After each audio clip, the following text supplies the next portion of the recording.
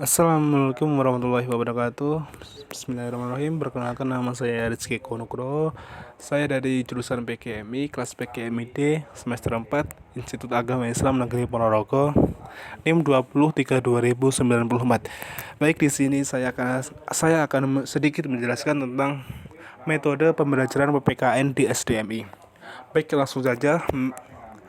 Metode pembelajaran PPKN di SDMI. Metode.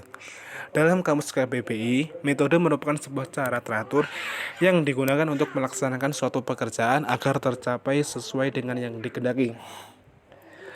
Dapat disimpulkan yaitu metode pembelajaran PPKN di SDMI yaitu merupakan sebuah prosedur, urutan, langkah-langkah, dan cara yang digunakan oleh seorang guru dalam pencapaian tujuan pembelajaran PPKN di ranah SDMI. Dalam sebuah pemilihan metode tentu ada beberapa hal yang dipertimbangkan oleh seorang guru.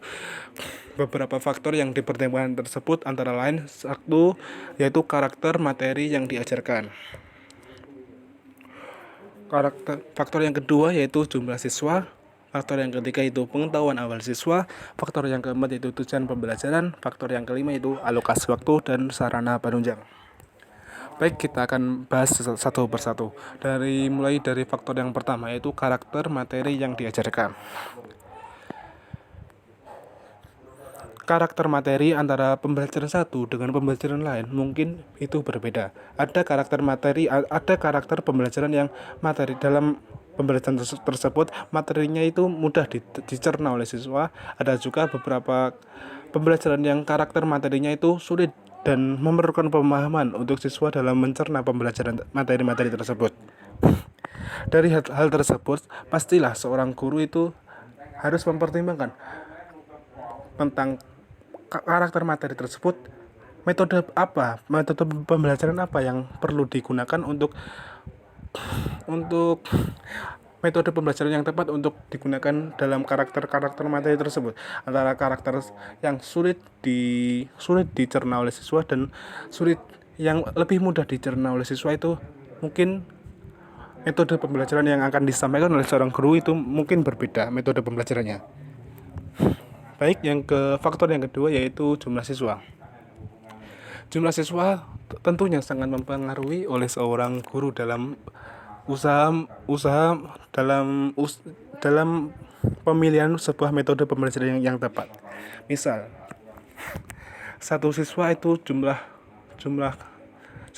itu jumlah siswanya hanya satu. Tidak mungkin seorang guru menerapkan metode diskusi maupun metode berkelompok, itu tidak mungkin. Misalkan lain, dalam satu kelas jumlah siswa itu ada banyak, misal 10. Itu metode diskusi maupun berkelompok itu mungkin diterapkan oleh seorang guru.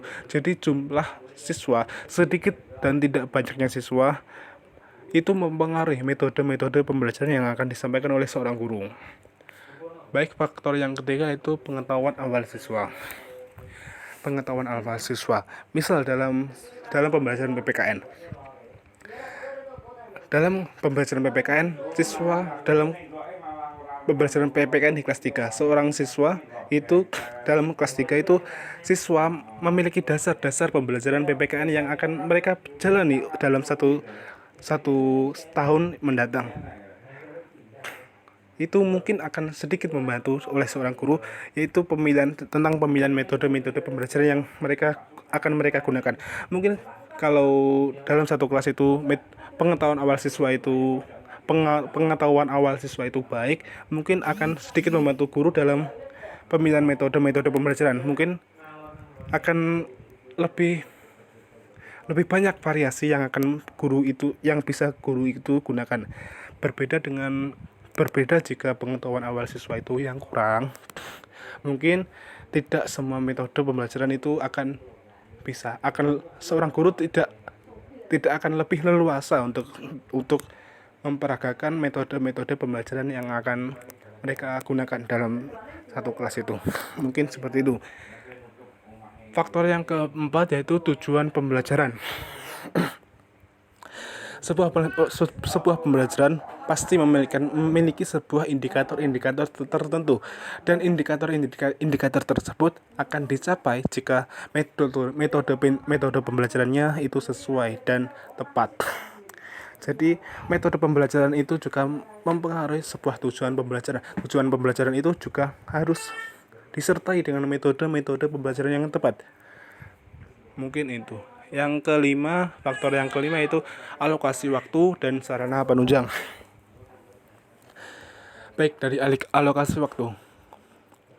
Dalam hal alokasi waktu, metode pembelajaran yang digunakan itu sangat berpengaruh. Pemilihan metode pembelajaran itu sangat berpengaruh.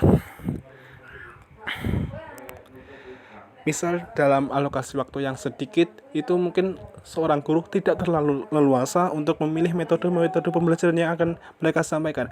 Jika metode awal itu tidak berhasil ataupun gagal, mereka lebih kesulitan untuk menentukan metode pembelajaran apa yang tepat dalam alokasi waktu yang sedikit. Beda cerita jika alokasi waktunya itu lebih panjang. Mungkin seorang guru jika metode pertama itu tidak berhasil, mungkin dapat memiliki plan B, plan C itu lebih leluasa.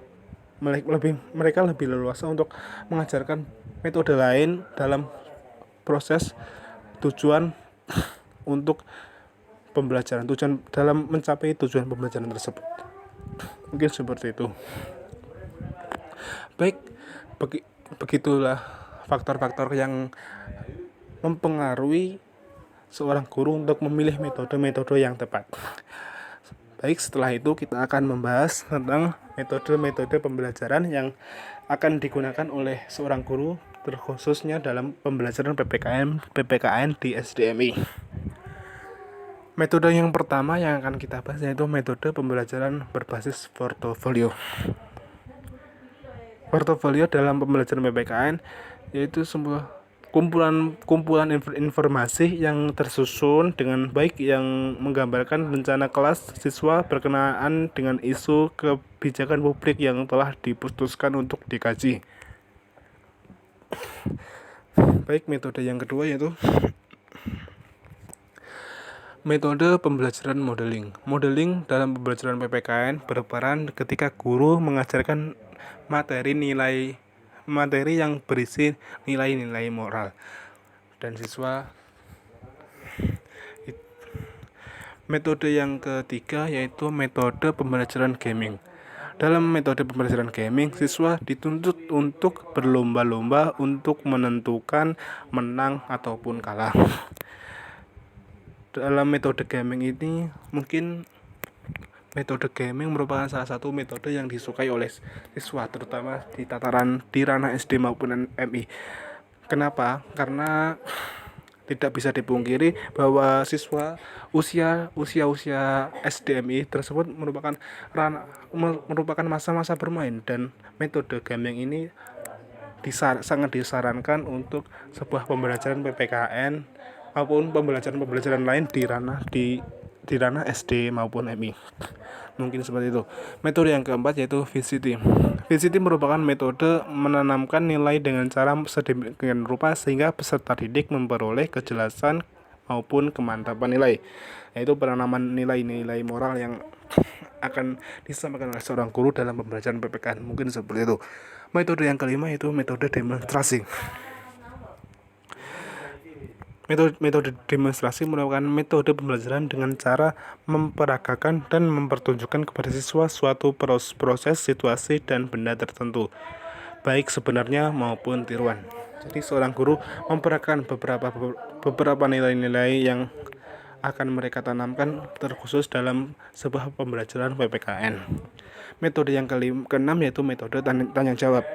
Merupakan suatu cara untuk penyampaian bahan pembelajaran bentuk pertanyaan dari guru yang harus dijawab oleh siswa. Metode yang ketujuh yaitu metode diskusi. Merupakan suatu cara penyajian bahan pembelajaran dengan menugaskan pelajar ataupun kelompok pelajar melaksanakan percakapan ilmiah untuk mencari kebenaran dalam rangka mewujudkan tujuan pembelajaran. Dalam metode diskusi ini, saya rasa Metode diskusi sangat baik untuk meningkatkan kemampuan berpikir kritis pada siswa di SDMI. Metode diskusi akan sangat akan sangat membantu untuk pengembangan berpikir kritis oleh para siswa SDMI. Tentunya dalam metode diskusi ini perlu dampingan oleh seorang guru agar tidak menyeleweng. Mungkin seperti itu. Metode yang kedelapan yaitu metode problem solving. Merupakan suatu metode pembelajaran yang melibatkan siswa untuk menganalisa masalah yang diajukan guru terkait dengan materi pelajaran. Dalam metode problem solving ini mungkin dapat diterapkan yaitu seorang guru membentuk beberapa kelompok, lalu setiap kelompok misal dibentuk 2 kelompok, lalu dalam 2 kelompok tersebut disajikan sebuah isu ataupun permasalahan ataupun problem yang berbeda. Lalu setiap kelompok disuruh untuk menganalisa apa yang menjadi penyebab permasalahan tersebut, apa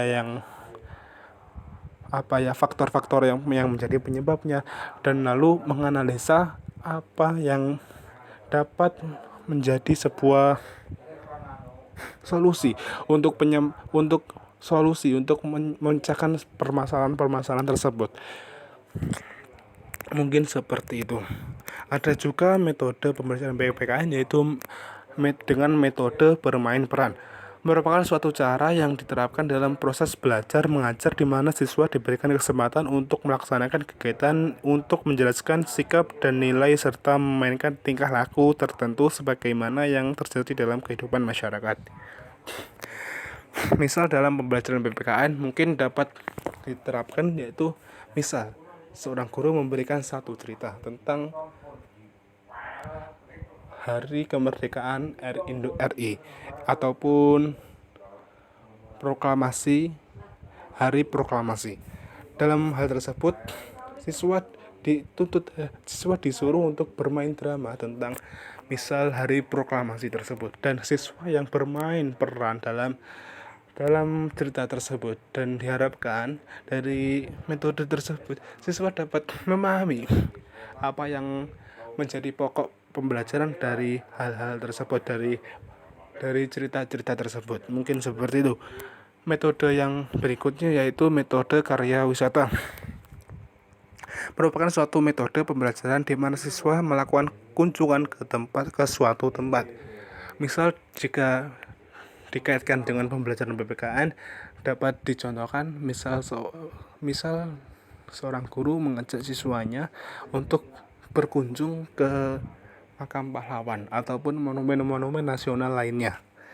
Dalam hal tersebut diharapkan seorang siswa dapat belajar dan sekaligus berrekreasi. Mereka dapat belajar sambil bersenang-senang.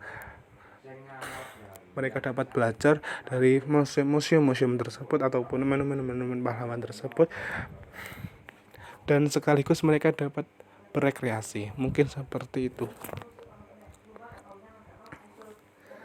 Baik, mungkin cukup itu yang dapat saya sampaikan. Kurang lebihnya saya mohon maaf. Akhirul kalam wallahul muwaffiq ila aqwamit thoriq. Wassalamualaikum warahmatullahi wabarakatuh.